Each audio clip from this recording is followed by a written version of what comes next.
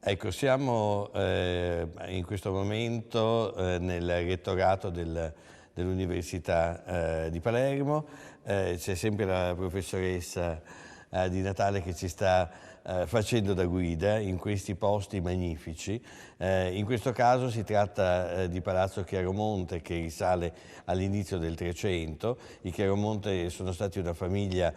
importantissima per la Sicilia, tanto importante da essere quasi diventati dei sovrani, diciamo così, dell'isola, e da impensierire appunto la dinastia dei d'Aragona, che da quello che mi dicono decise, una volta di averli eliminati, di spostarsi da Palazzo Reale a questo palazzo. Davvero splendido, un esempio straordinario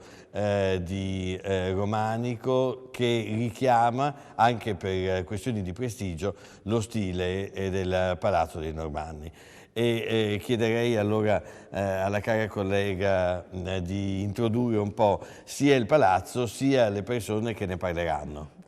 E allora il palazzo è già detto in maniera molto chiara che è stato fondato da Manfredi I Chiaromonte, questo il primo di questa dinastia, e che appunto fece una splendida fabbrica di questo palazzo, ma è più noto forse per il suo soffitto dipinto che è stato invece realizzato da Manfredi III negli anni 70 del Trecento. E questo soffitto che è stato firmato da 3 artisti siciliani, Cecco di Naro, Simone da Corleone e D'Arena da Palermo, ecco 3 nomi che hanno legato la loro storia a questo soffitto e viceversa,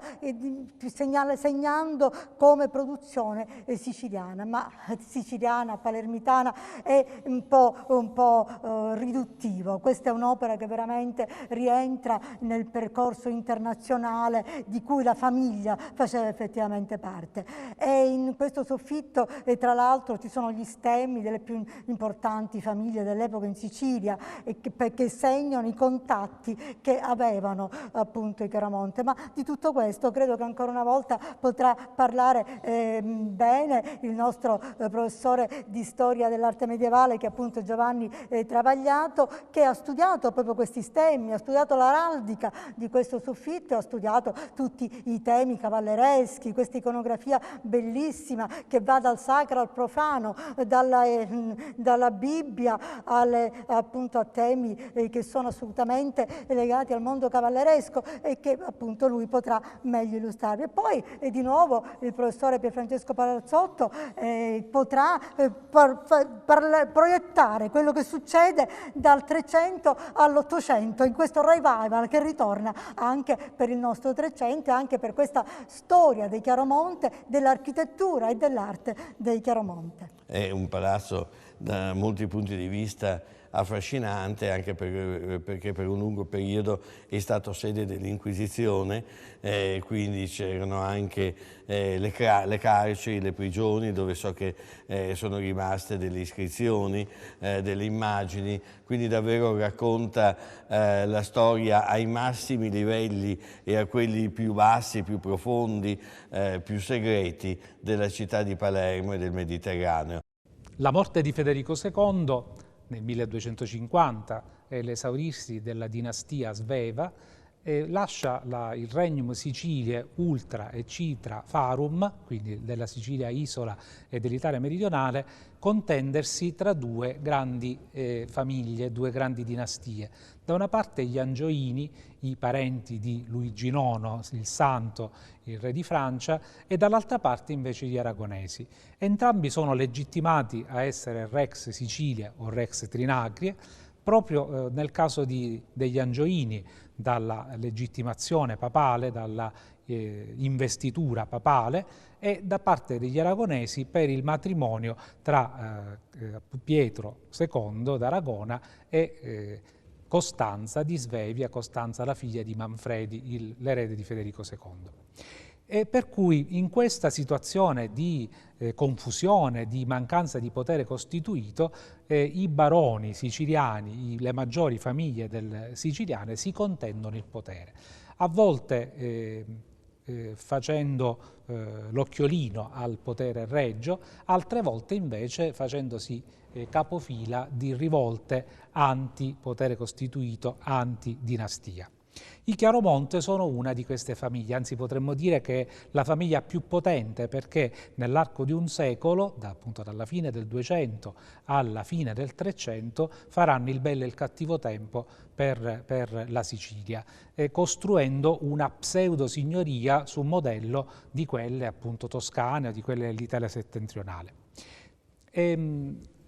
Sono una famiglia potentissima che riesce a controllare gran parte della Sicilia direttamente o tramite matrimoni, in maniera particolare i matrimoni con la famiglia Ventimiglia, che invece gestisce la Sicilia nord-occidentale, o con rapporti con altre famiglie, gli Alagona o i Peralta, insomma 4 famiglie sono le più importanti della Sicilia e i Chiaromonte primeggiano tra queste 4. Sono famiglie feudali che hanno la loro dimora nei loro feudi, a volte nella Sicilia meridionale, come il caso dei Chiaromonte, che hanno Comiso, Ragusa e così via, ma che hanno sempre un rapporto con Palermo, che è comunque la capitale dell'isola. E proprio a Palermo si fanno costruire una serie di case, e la migliore, la più ricca, la più aggiornata dal punto di vista architettonico, che è questa dove ci troviamo, lo Usteri deli Clarumunti, come dicono i documenti, cioè il palazzo fortificato, il palazzo che è anche luogo di dimora, ma che ha anche una funzione semipubblica, proprio perché i Chiaromonte sono anche maestri giustizieri del regno, occupano tutta una serie di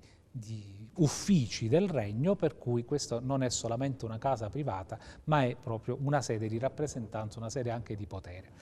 E l'Osteri di Palermo non è isolato, anche lui all'interno di questa cultura mediterranea, perché vanta dei paralleli illustri come il Palazzo dei Papi di Avignone, come il Palazzo Vecchio di Firenze di Arnolfo di Cambio,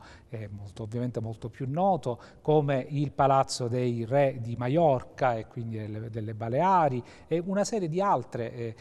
architetture che sono a metà tra casa e palazzo fortificato, che vengono costruite non a caso tra la fine del 200 e la prima metà del 300. E questa è la storia anche di questo palazzo, che nasce con una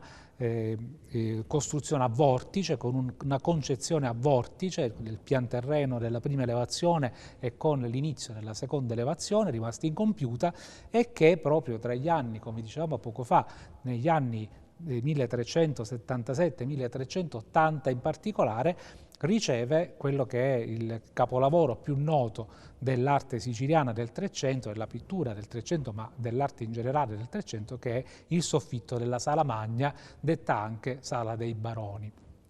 Questo soffitto ha anche lui una serie di fonti che affondano nella Sicilia normanna e sveva, perché la struttura, la presenza di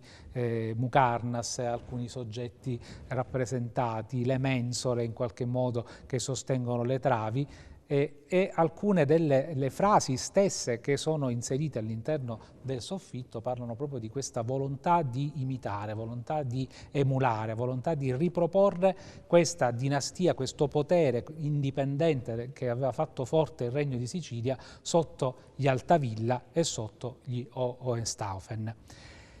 Viene realizzato, come dicevo, tra il 1377 e il 1380 da queste 3 equipe coordinate appunto da 3 altrettanti capobottega, che sono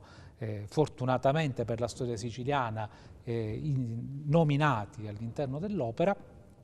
e ha una varietà di temi che va dai volgarizzamenti dei poemi omerici, e quindi dell'Iliade, dell'Odissea, ai miti,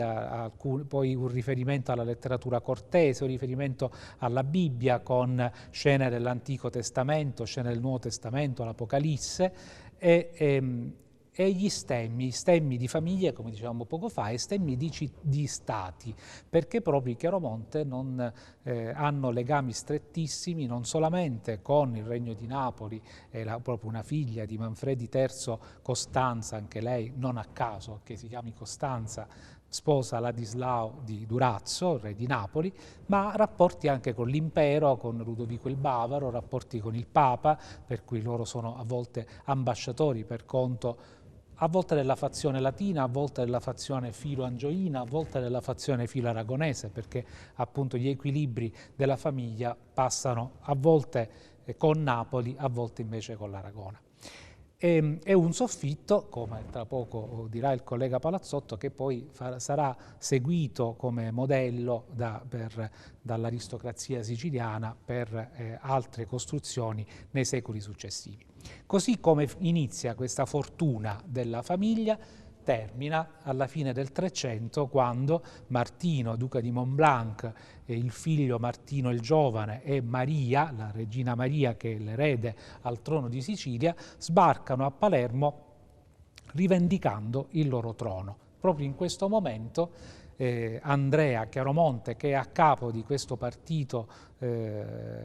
avverso agli aragonesi, viene arrestato, viene attirato al palazzo con una finta riconciliazione e viene infine decapitato davanti al suo stesso palazzo. Quindi una famiglia che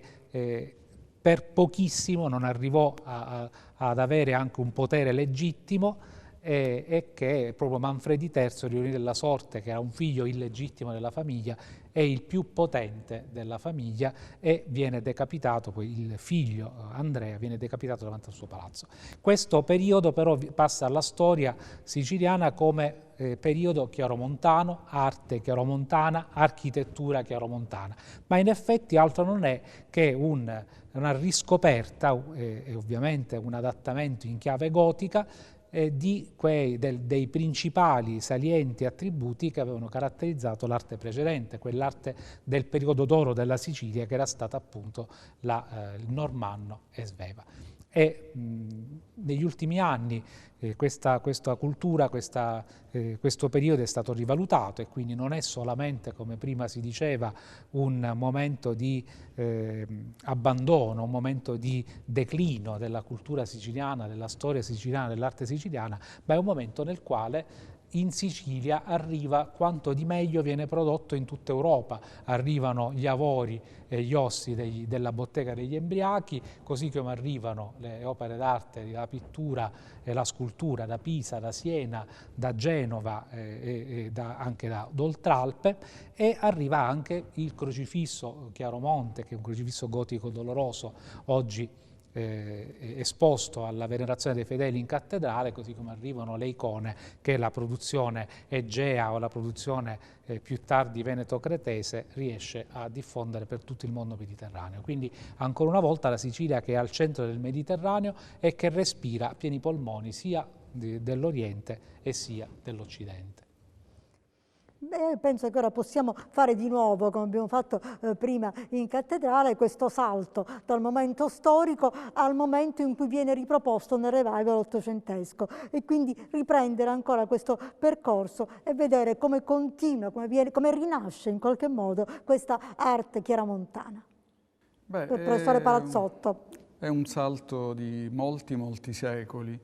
perché un po' il paradosso per un edificio così importante come l'Osteri è che viene sostanzialmente dimenticato per gran parte del tempo della sua esistenza, in quanto diviene Tribunale del Sacro Uffizio e poi dopo l'abolizione del Santo Uffizio diviene sede di altri uffici, quindi sostanzialmente infrequentabile, poco noto e legato a un periodo particolarmente oscuro, e questo non determina un interesse e un'attrattiva da parte degli artisti locali nel recuperare le forme di quella che poi aveva rappresentato una dinastia identitaria e in qualche modo autonomista, il che è veramente paradossale, come dicevo. Si preferisce invece indulgere nella riproposizione di stilemi legati a un periodo ritenuto comunque felice, cioè il 4, la fine del 400, l'inizio del 500, col recupero